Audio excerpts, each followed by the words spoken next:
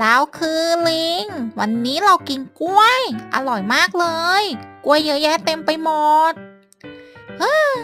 อะไรนั่นน่ะอะไรนอนอยู่ตรงนั้นนั่นน่ะเนี่ยไปดูสิอุ้ยช้างตัวเบ้อเริ่มเลยทำไมมานอนอยู่ตรงนี้เนี่ยพี่ช้างครับทำไมถึงมานอนอยู่ตรงนี้อ๋อพี่ช้างหิวโอเคเดี๋ยวเราแบ่งกล้วยให้นะ ลองกินดูสิอร่อยไหม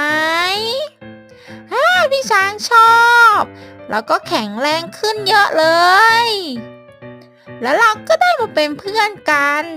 การเป็นเพื่อนกันต้องแบ่งปันกันนะครับทุกคน